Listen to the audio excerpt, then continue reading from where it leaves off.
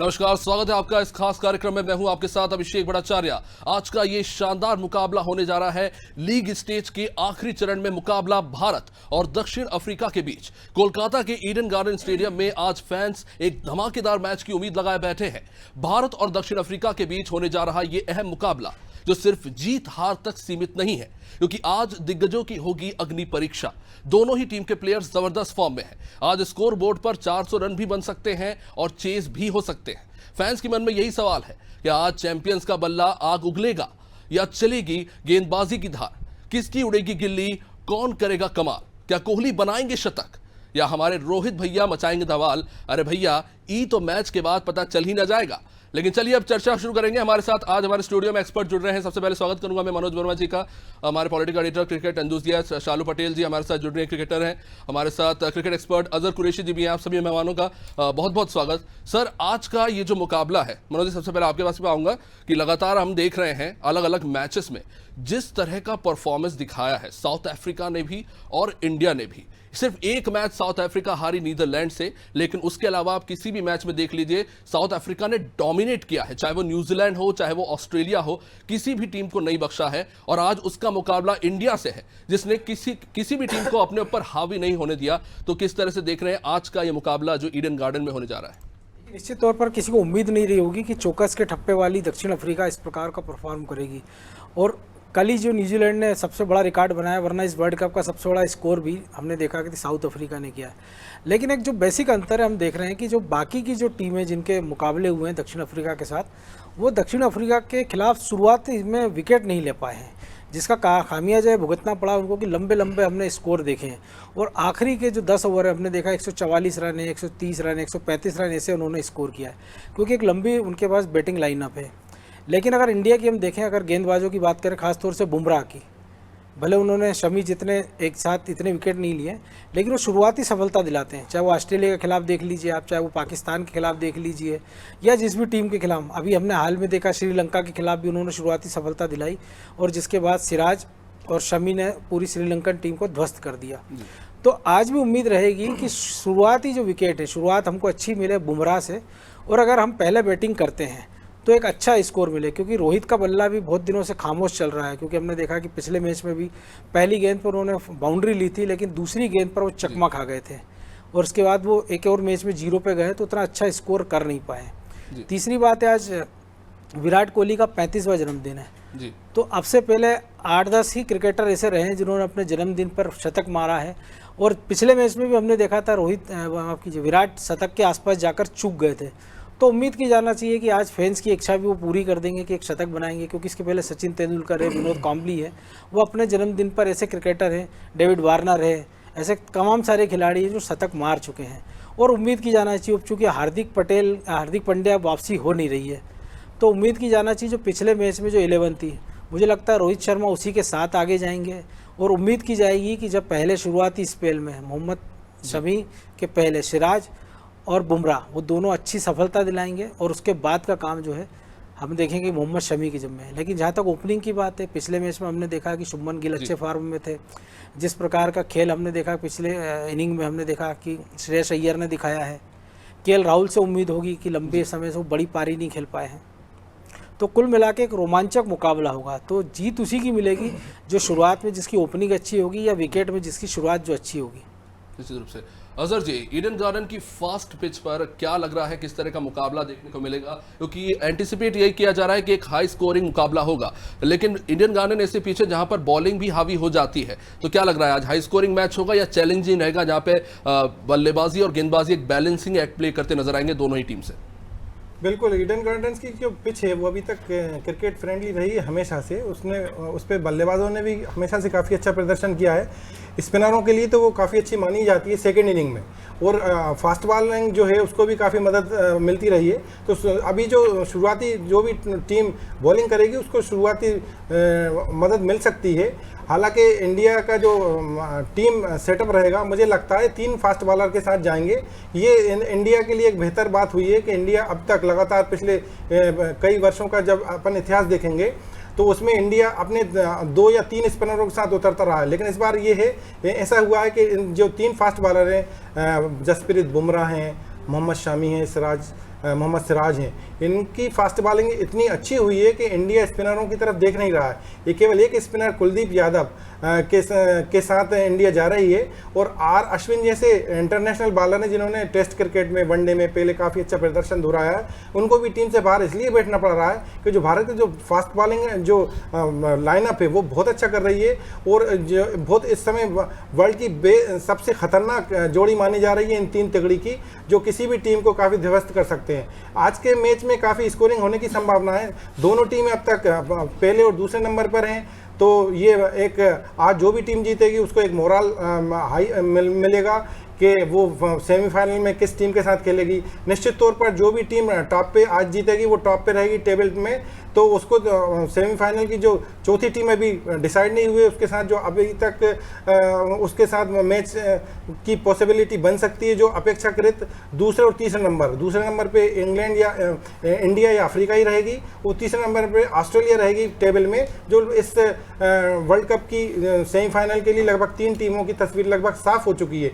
चौथी टीम के लिए श्रीलंका, पाकिस्तान और न्यूजीलैंड के बीच मुकाबला है, और अब ये जो वर्ल्ड कप है काफ़ी रोचक रोमांचक मुकाम पर आ गया है कि अब जो भी मैच है उसके पे पूरे वर्ल्ड कप के नज़र रहेगी, क्योंकि एक एक मैच इंपॉर्टेंट हो रहा है। जैसे कल जिस तरह न्यूजीलैंड 401 रन बनाने के बाद भी मैच हार गया, पाकिस्तान ने काफ़ी अच्छा कमबैक किया है, तो कोई भी टीम अब अपनी सेमीफाइनल दौड़ में जगह बनाने के लिए बिल्कुल भी हल्के से मैचों को नहीं लगी, और काफ़ी खतरनाक तरीके से पूरा अपना कंसंट्रेशन और अपनी पूरी एबिलिटी मैचों में झोंकेगी, और जिसका वर्ल्ड कप का सफ़र अब लगातार हर एक टीम के लिए एक एक मैच के साथ, हार के साथ ख़त्म हो जाएगा। तो पाकिस्तान भी, न्यूजीलैंड भी और श्रीलंका भी, हालांकि अफगानिस्तान भी दौड़ में है।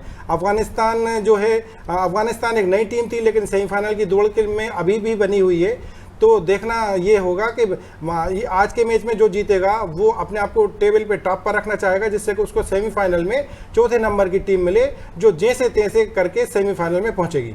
निश्चित रूप से शालू जी, क्रिकेट प्लेयर होने के साथ साथ हम क्रिकेट फैंस जो है हम चाहते हैं कि आज के मैच में जाहिर तौर पर हम चाहते हैं कि इंडिया का शानदार प्रदर्शन रहे, लेकिन हमने ये भी देखा है कि जब ताकतवर टीम्स के साथ मुकाबला होता है, केस इन पॉइंट हमने जब न्यूजीलैंड के साथ इंडियन टीम की जो परफॉर्मेंस देखी उसमें हमने देखा कि शुरुआत में थोड़ा न्यूजीलैंड ज़रूर हावी हुई थी, लेकिन उसके बाद जिस शानदार तरीके से इंडियन बल्लेबाजी ने कमबैक किया और पूरे मैच को पलट कर रख दिया, तो क्या आज भी उम्मीद कर रहे हैं कि कुछ इसी तरह का मुकाबला हमें देखने को मिलेगा ईडन गार्डन्स में? जी बिल्कुल, आज का मैच बहुत शानदार और रोमांच से भरा रहेगा, क्योंकि हमारा जिस टीम से मुकाबला है वो टीम भी एक अच्छी टीम है, और कहीं ना कहीं अगर देखा जाए तो बहुत ज़्यादा उनका जो बैटिंग ऑर्डर है, बहुत हम उनको ना कमज़ोर समझ सकते हैं ना कुछ, क्योंकि हमें तो हमेशा हम फोकस करते हैं हमारी बैटिंग पर, कहीं ना कहीं आज हमें बॉलिंग पर भी फोकस करना रहेगा। और जितना कि अगर देखा जाए अभी तक जो टूर्नामेंट चल रहा है उसमें हमारा बॉलिंग भी और बैटिंग भी बहुत अच्छा रहा है, पर इस बार हमें बॉलिंग पर फोकस करना है, और वाकई आज का मैच बहुत ज़्यादा रोमांचक रहेगा। निश्चित रूप से मनोज जी, वैसे राउंड ड्रिवन फॉर्मेट में इस बार का वर्ल्ड कप खेला जा रहा है कि टॉप 4 जो है उसमें से जो नंबर 1 टीम है वो नंबर 4 की टीम से खेलेगी। शायद उसके पीछे यही स्ट्रैटेजी है कि जो नंबर 1 पे है उसको बेनिफिट मिलेगा 4th नंबर की टीम से खेलने के लिए, जो शायद थोड़ी अंडर परफॉर्मिंग है। पर अगर हम देखें इस वर्ल्ड कप में तो काफी उतार चढ़ाव रहा है, मतलब न्यूजीलैंड जैसी टीम जिसने इतना शानदार प्रदर्शन किया वो इंडिया से हारती है और उसके बाद फिर एक और मैच हार जाती है और अब पाकिस्तान से हार गई है, तो 4th पे जरूर है कि उनका परफॉर्मेंस इतना शानदार रहा। वही आप साउथ अफ्रीका को देखिए, इतनी शानदार बैटिंग उन्होंने, कितना शानदार परफॉर्मेंस रहा, लेकिन वो सेकंड बैटिंग करते हुए नीदरलैंड से हार जाती है।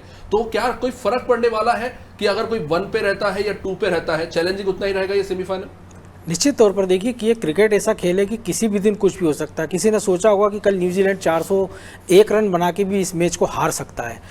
ठीक है, डकवर्थ लुईस अपनी जगह, लेकिन जिस प्रकार से उन्होंने बैटिंग की, पहला शुरुआती विकेट जल्दी गंवाने के बाद, और जिस प्रकार से वो हावी हुए न्यूजीलैंड के गेंदबाजों और पाकिस्तान के बल्लेबाज, तो उससे लग रहा था कि अगर ये 50 ओवर का मैच होता है तो निश्चित तौर पर उसके आसपास तक जाता है, या हो सकता है मैच को जीत सकती थी पाकिस्तान।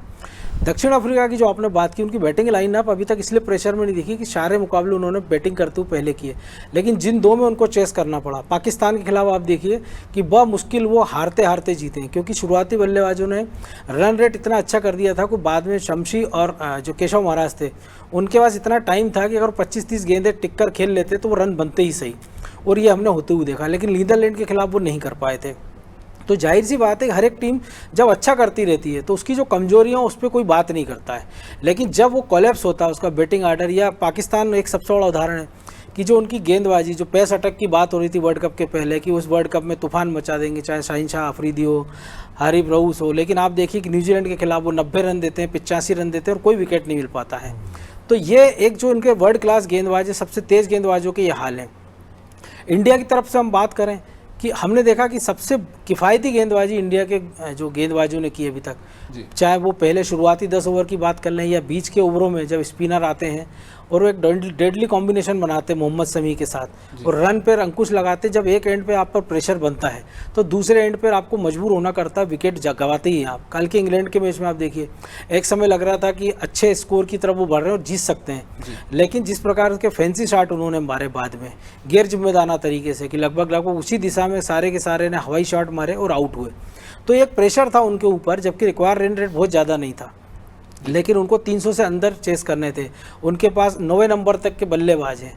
तो आप एक तो प्रेशर कितने अच्छे तरीके से हैंडल करते हैं, आपकी पार्टनरशिप कितनी अच्छे से होती है, शुरुआती आप विकेट कैसे निकाल पाते हैं और आपकी ओपनिंग साझेदारी कितनी अच्छी रहती है। ये मुझे लगता है इस वर्ल्ड कप में हम देख रहे हैं और हमेशा होता ही है कि अगर आपकी साझेदारियाँ अच्छी हैं तो आप निश्चित तौर पर अच्छा करेंगे। हमने न्यूजीलैंड के खिलाफ मैच में आप देख लीजिए कि एक समय लग रहा था कि हम 400 के आसपास जाएंगे, एक दो ऐसा भी लगा कि हम शायद 300 भी ना बना पाएँ, लेकिन फिर भी हमने देखा कि एंड में जो बल्लेबाजी हुई तो 357 रन का हमने स्कोर देखा।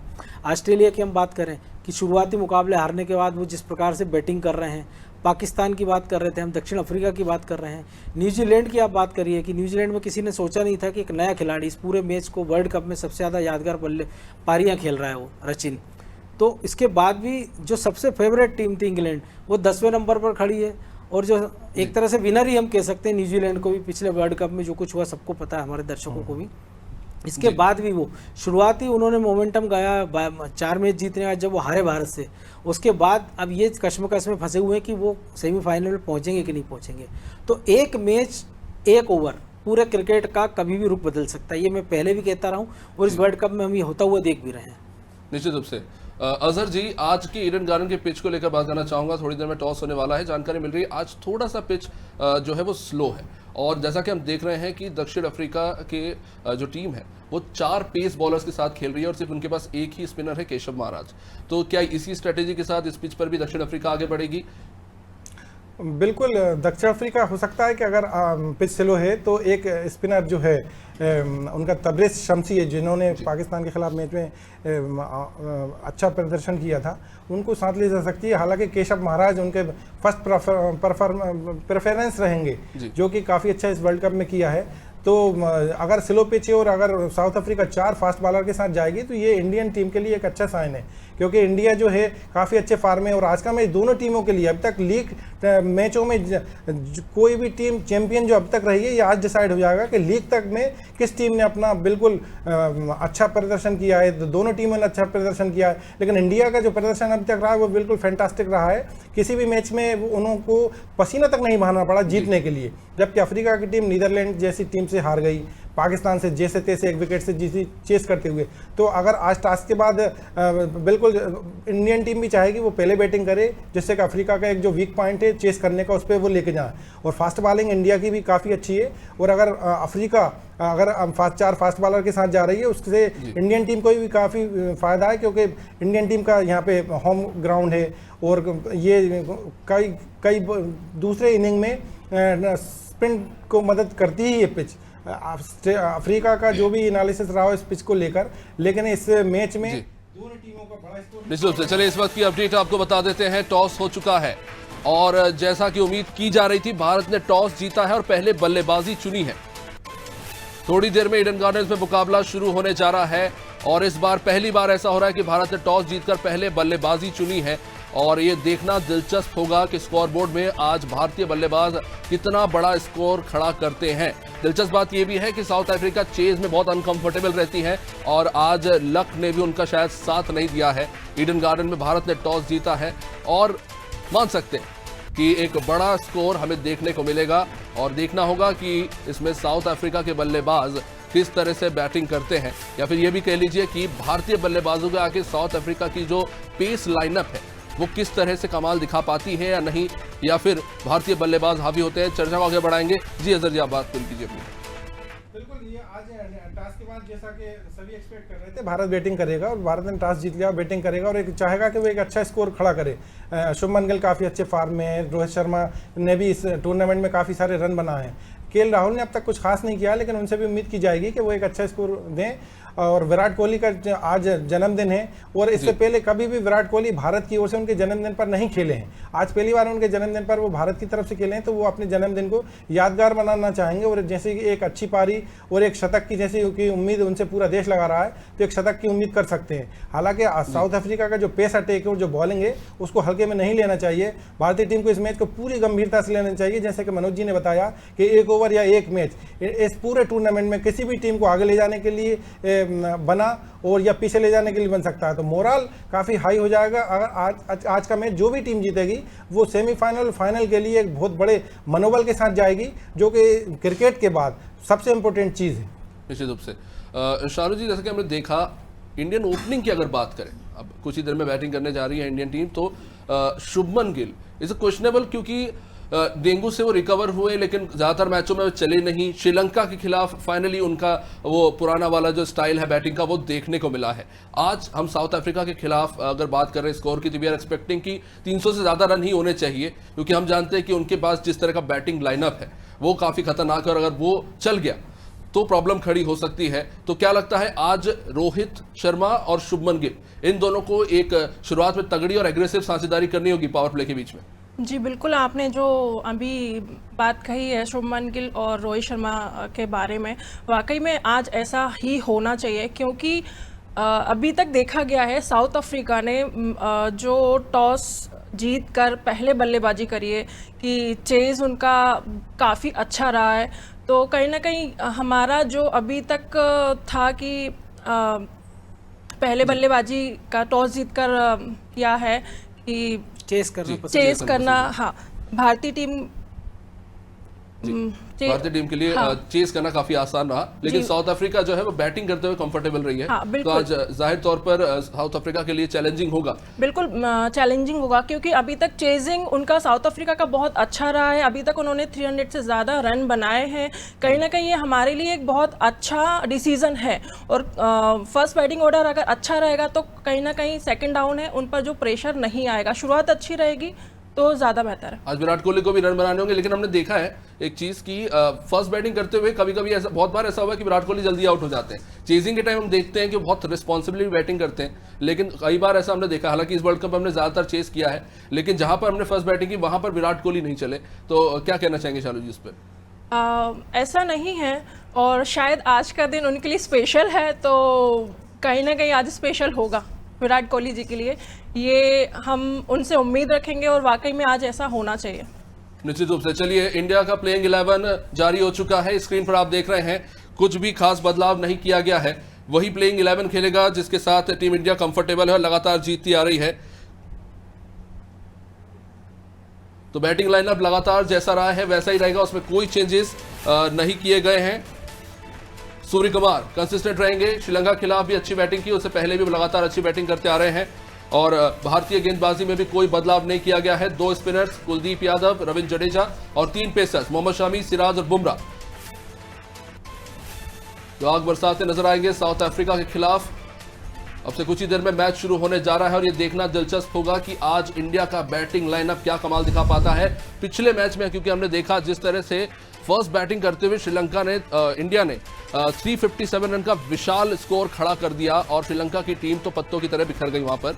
तो आज भी हम उम्मीद कर रहे हैं मनोज जी कि इसी तरह का एक बड़ा सा स्कोर खड़ा करे कि जो साउथ अफ्रीका की बल्लेबाजी है कहीं ना कहीं दबाव में आ जाए और काफी आसान जीत हो इंडिया की। निश्चित तौर पर देखिए, जब भी आप 300 प्लस का स्कोर चेस करते हैं तो वो बहुत आसान नहीं होता है।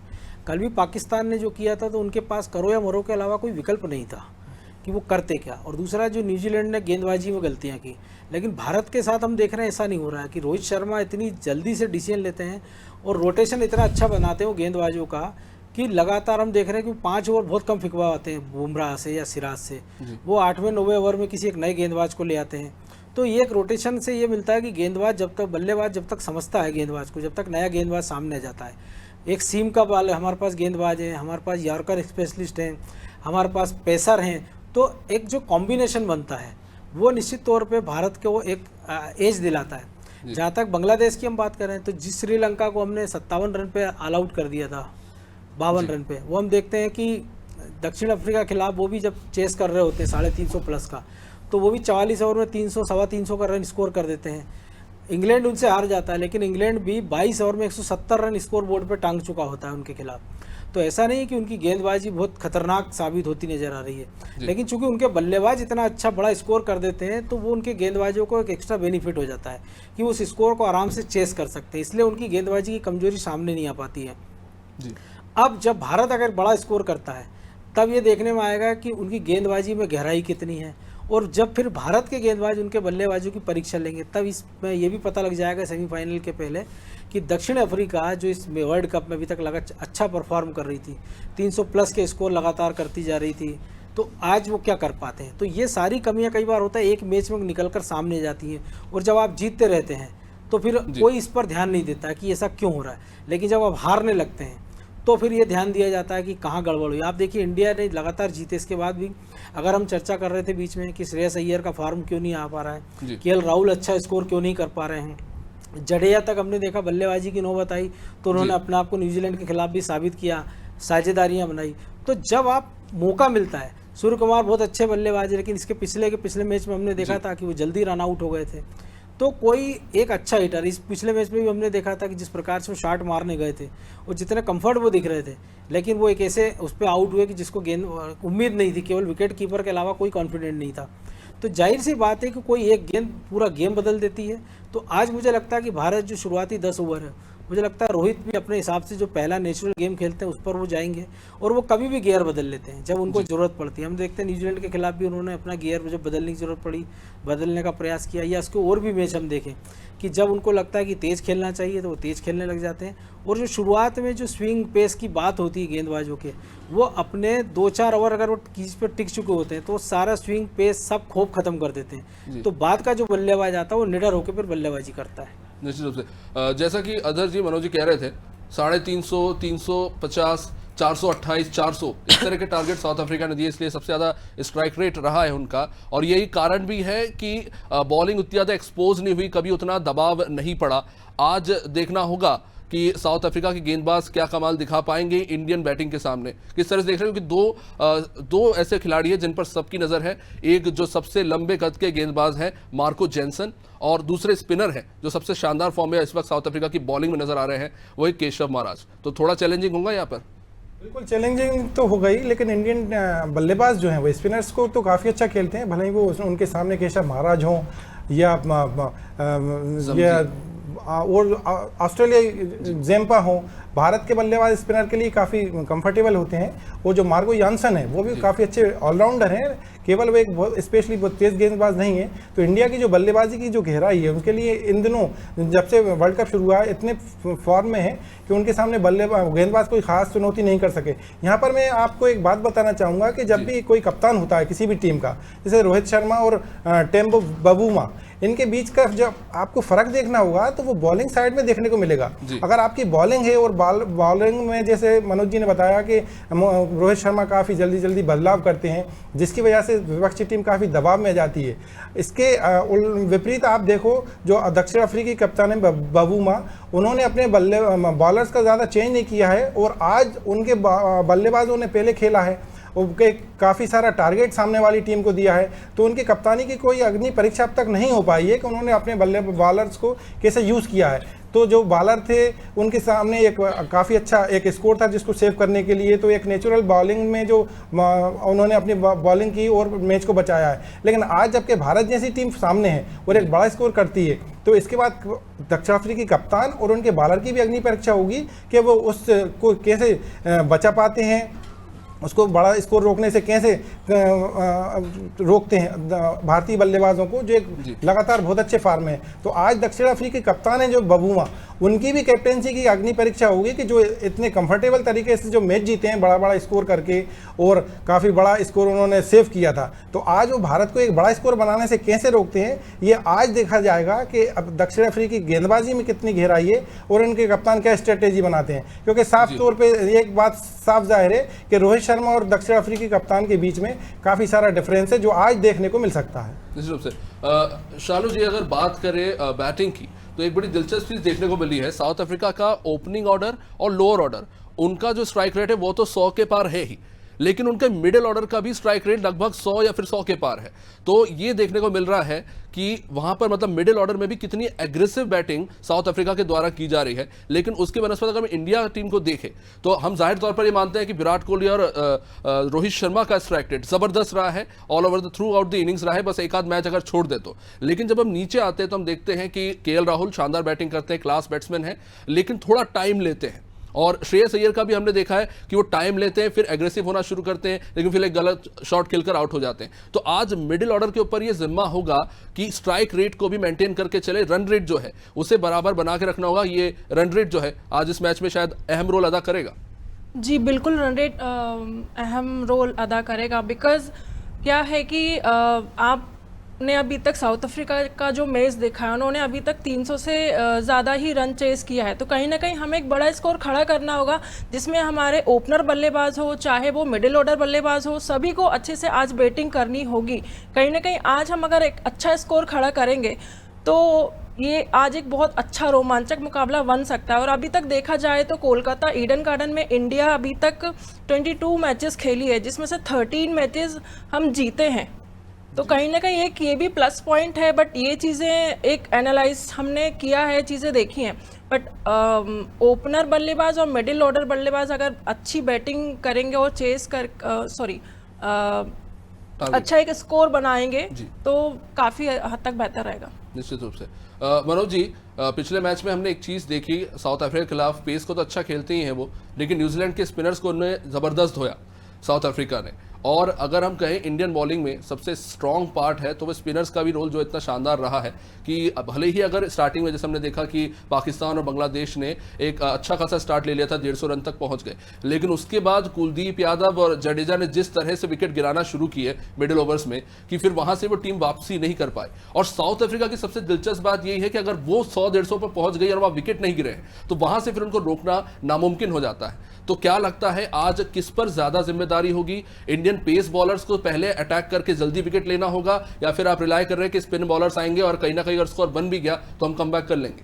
नहीं, देखिए दोनों चीज़ें हैं कि अगर हम अब ये सोचें कि हमारे स्पिनर्स हमको सफलता दिलाएंगे, तो अभी तक का जो ओवरऑल हमने जो पिछले 7 मैचों में आप देखिए कि हमारे जो गेंदबाज हैं उन्होंने हमको शुरुआती ब्रेक थ्रू दिलाए हैं, और जब जब विकेट की ज़रूरत पड़ती थी तब तब हमको विकेट मिले हैं। दूसरी बात, जहाँ तक आपने दक्षिण अफ्रीका की बात की है, तो एक ये रणनीति होती है हर टीम की कि आप किसी विपक्षी गेंदबाज जो होता है सबसे उनका वर्ल्ड क्लास का सबसे टॉप, आप उस पर अटैकिंग खेलिए। आप जब उस बल्लेबाज जब उस पर हावी हो जाते हैं तो जो बाकी के गेंदबाज उनका मॉरल डाउन हो जाता है कि यार ये हमारा सबसे बेस्ट गेंदबाज है और अगर इसकी पिटाई हो रही है, तो वो विकेट लेने की नहीं सोचता, फिर वो सोचता है रन बचाऊँ मैं या दाएँ बाएँ गेंद निकालूँ ताकि रन ना पड़े। हमने पाकिस्तान के खिलाफ कल देखा था कि पाकिस्तान की जब शाहीन शाह अफरीदी और वो जब उनकी पिटाई शुरू हुई तो वो विकेट की ओर जा ही नहीं रहे थे। वो एग्रेसिव ना उन्होंने फील्ड लगाई ना एग्रेसिव उन्होंने गेंदबाजी की, वो टप्पा झाँ डाल रहे थे। उनको लग रहा था कि बल्लेबाज के उससे दूर रखा जाए, क्या कि अगर उसकी हद में आया तो वो उसको बाउंड्री मार देगा। आप देखिए कि 41-40 से ज़्यादा बाउंड्री मारी है न्यूजीलैंड ने, तो आप अंदाज लगा लीजिए कि किस कदर का उन्होंने खेल खेला है, और बावजूद उसके कि जब आप अटैकिंग नहीं थे। मुझे लगता है दक्षिण अफ्रीका ये रणनीति भारत के खिलाफ भी अपना सकता है कि हो सकता है उनके निशाने में या तो सिराज आ जाए, क्योंकि सिराज हम देख रहे हैं कि थोड़े से महंगे साबित होते हैं शुरुआत में, लेकिन वो विकेट दिला रहे हैं। बुमराह अभी तक उनका देखिए इकोनॉमी सबसे अच्छा है पूरे वर्ल्ड कप के अगर बाकी गेंदबाजों के मुकाबले देखें, और सभी तो अल्टीमेट है। तो मुझे लगता है अगर इन तीनों में से किसी एक को खिलाफ वो अटैकिंग के लिए जाएंगे तो भारतीय टीम के पास भी उसके लिए कोई अल्टरनेट प्लान होगा, क्योंकि रोहित शर्मा जिस हिसाब से प्लानिंग करते हैं बहुत कूल माइंड रहते हैं। आप देखिए जो आप स्टंप के पीछे की जो आवाज़ हमको कभी कभी सुनाई देती है तो वो गेंदबाज को बताते हैं। वो कहते हैं भैया यहाँ डाल, यहाँ गड्ढा हो गया है, इसको आप इस ऑफ साइड पर रख, इसको आप स्टंप पर रख। तो वो ये बताता है कि क्या करना चाहिए। आप देखिए विराट कोहली से लगातार वो बात करते रहते हैं, विराट जो उनको सुझाव देते हैं उसको वो मानते हैं। तो ऐसा नहीं कि वो कप्तान है तो किसी की सुनेंगे नहीं। और आज मुझे लगता है केएल राहुल पर भी एक बड़ी जिम्मेदारी आ जाएगी, क्योंकि हार्दिक पांड्या के बाद वो टीम के फिर से कप्तान बना दिए गए हैं, तो इस नाते उनके खिलाफ भी चैलेंज होगा। और हमने एशिया कप में आप देखिए उसी केएल राहुल की हमने विकेट कीपिंग देखी तो उनसे थ्रो नहीं रुक रहे थे। और इसमें आप देखिए कि वो लेफ्ट हैंड पे कूद कर 4-4 फीट की डाइव लगाकर वो कैच पकड़ रहे हैं। तो ये बता रहा है कि टीम इंडिया ने कितनी मेहनत की है। फील्डिंग की आप बात कर लें, कुछ एक अगर हम मैच की बात कर दें, जो कैच हमने गिराए हैं वो हर टीम से कभी भी कोई कैच स्लिप हो सकता है, छूट सकता है, लेकिन अल्टीमेट कैच हमने पकड़े भी हैं। खासतौर से हम जडेजा की बात कर लें, श्रेयस अय्यर ने जो कैच पकड़े हैं। तो ओवरऑल टीम इंडिया यही सोचेगी कि उनके जो ओपनर हैं वो अच्छे से, और वो जो इंडिया जो हमने बात की है कि दक्षिण अफ्रीका की, तो रोहित शर्मा की आप प्लानिंग देखिए कि जो उनके सबसे बेस्ट गेंदबाज होते हैं विपक्षी टीम में, वो उसको किस कदर से उसकी पिटाई शुरू कर देते हैं पहले दूसरे ओवर से कि इसके बाद वो लाइन लेंथ भूल जाते हैं। तो मुझे लगता है आज भी रोहित की यही रणनीति होगी, लेकिन अगर इसी रणनीति में दक्षिण अफ्रीका गया तो हो सकता है उनको सफलता ही मिल सकती है, हो सकता है वो चकमा भी खा जाए। निश्चित रूप से अजहर जी, कहा जाता है कि कैप्टन वो नहीं है जो ग्राउंड पे अपनी रणनीति जो लेके आया है उसे इम्प्लाई कर सके। कैप्टन वो है जो विपरीत परिस्थितियों में भी चीज़ों को अडॉप्ट करके उस गेम को बदल सके और अपने पाले में ला सके। तो रोहित शर्मा के बारे में ये बात खासतौर से होती है कि हर मैच में इंडियन टीम की एक अलग स्ट्रैटेजी रहती है और इंडिविजुअल प्लेयर्स को लेके भी अलग स्ट्रैटेजी रहती है। कि हम देखते हैं कि बॉलिंग लाइनअप, जैसे कि मनोज जी कह रहे थे कि आप पेस बॉलर सब उतारते हैं, लेकिन जैसे हमको लगता है कि चलिए विकेट गिर गया है, सामने वाला बल्लेबाज जो है वो स्पिन के साथ अनकंफर्टेबल है, तो आप मैक्सवेल के आगे सबसे पहले स्पिन बॉलर्स को डलवा दिए। तो इस तरह के चेंजेस जो है रोहित शर्मा तुरंत करते हैं। आज एक बार फिर से हमें वही सब देखने को मिलेगा। रोहित शर्मा की स्ट्रैटेजी किस तरह से काम करती है? बिल्कुल, कप्तानी के जो प्लानिंग होती है वो स्टूडियो जो पवेलियन में और ड्रेसिंग रूम में अलग होती है, और जब मैच की कंडीशन अलग अलग बनती है, कई बार आपको विकेट मिल जाते हैं, कई बार आपके विकेट जल्दी चले जाते हैं, तो कप्तान को एक अलग नज़रिए से चीज़ों को हैंडल करना पड़ता है। और उसके साथ उस समय केवल आपके साथ 2-4 प्लेयर मैदान में मौजूद होते हैं, आपके साथी होते हैं जो सीनियर होते हैं, जो अच्छी बदलाव के लिए आपको सजेस्ट कर सकते हैं। कप्तान के पास सीमित अवसर होते हैं किसी से भी सलाह लेने के लिए मैदान पे, क्योंकि 1-2 ही सीनियर प्लेयर होते हैं कि जिससे वो सलाह ले सकता है। तो कप्तान को अपने हिसाब से चीज़ें हैंडल करने के लिए जो उसका माइंडसेट है वो मैदान में चल रही चीज़ों के लिए अलग होता है, और वही मैच जिताता है। उसकी चीज़ें कई बार क्लिक हो जाती हैं, कई बार उसकी चीज़ें नेगेटिव चली जाती हैं, जिससे मैच हार जाते हैं। कप्तान का एक रोल क्रिकेट में बड़ा इंपॉर्टेंट होता है, और कप्तान जो है पूरी टीम को एक लाइन से, जब भी टीम चलेगी ना, तो कप्तान को जो भी सलाह दी जाएगी वो कप्तान के मंशा से सलाह दी जाएगी। और जैसे कि हमने कई बार देखा कि कप्तान अपने सीनियर प्लेयर और विकेट कीपर, जो आज उनके विकेट कीपर वाइस कैप्टन भी फिर से बनाए गए हैं, तो ये दो विराट कोहली और केएल राहुल जैसे सीनियर हैं, इनके साथ वो सलाह करते हैं। और काफ़ी सारा अनुभव रोहित शर्मा को है। मुंबई इंडियंस की कैप्टेंसी वो काफ़ी सालों से कर रहे हैं, इंडियन टीम की कैप्टेंसी कर रहे हैं, वो कई सालों तक वो वाइस कैप्टन है इंडिया के। तो यहाँ कप्तानी का बड़ा बेनिफिट मिलता है, और कप्तान जो एक टीम का होता है उससे पूरी टीम एक लाइन पे चलती है, और उसको अलग अलग हालात के लिए, जैसा मैच के जो हालात बदलते हैं, कई बार स्पिनर लगाना पड़ते हैं, कई बार बॉलिंग में जल्दी जल्दी चेंज करना पड़ता है, या कई बार बैटिंग ऑर्डर में भी कई बार ऐसा होता है कि आपके विकेट नहीं गिरे हैं और कोई स्ट्राइक बल्लेबाज जैसे सूर्य कुमार है और आपके पास कम ओवर बचे हैं, तो उनको ऊपर लाके या उनके जो बैटिंग ऑर्डर है उनमें चेंज करके लाना पड़ता है। एक कप्तान का बड़ा इंपॉर्टेंट रोल होता है क्रिकेट में। जैसे दूसरे खेल हैं उसमें कप्तान की बहुत ज़्यादा इंपॉर्टेंस ही नहीं होती है, लेकिन क्रिकेट जो कि एक कैप्टन से चलता है, तो कैप्टन का बड़ा होता है, इंपॉर्टेंस रोल होता है। और यहाँ पे हमने फ़र्क देख रहे हैं कि दक्षिण अफ्रीकी कैप्टन और इंडियन कैप्टन के जो परफॉर्मेंस है और उनका जो अनुभव है उसमें कितना बड़ा फ़र्क है, ये आज देखने को मिल सकता है। निश्चित रूप से। शालू जी, हम जब क्रिकेट की बात करते हैं, जेंटल्समैन गेम, और पहले और शायद आज भी कोचेस सबसे पहले जो प्लेयर्स होते हैं उनको यही ट्रेनिंग देते हैं कि आप ग्राउंडेड शॉट खेलिए। हालांकि आज हम देखते हैं कि प्लेयर जो है लंबे चौड़े छक्के चौके लगा रहे हैं, उठा उठा के बैटिंग कर रहे हैं, लेकिन तब ये माना जाता था कि अच्छा बल्लेबाज वो है जो ग्राउंड पे बॉल को नीचे रखे, बॉल ऊपर ना उठे। और दिलचस्प बात यह है ईडन गार्डन की कि उसकी आउटफील्ड जबरदस्त तरीके से फास्ट है, यानी कि अगर आपने बॉल सही प्लेस कर दी तो बॉल बाउंड्री पार हो जाएगी अगर हल्का सा भी गैप मिल गया। और सबसे अच्छी बात इसमें यह है कि विराट कोहली और केएल राहुल ये उस तरह के बैट्समैन हैं जो सिंगल डबल लेते रहते हैं, जहां पे भी उनको जगह मिलती है वो बॉल प्लेस करने में माहिर माने जाते हैं। तो इस पर सबसे पहले शालू जी आपको कमेंट चाहूंगा, फिर मनोज जी आपसे।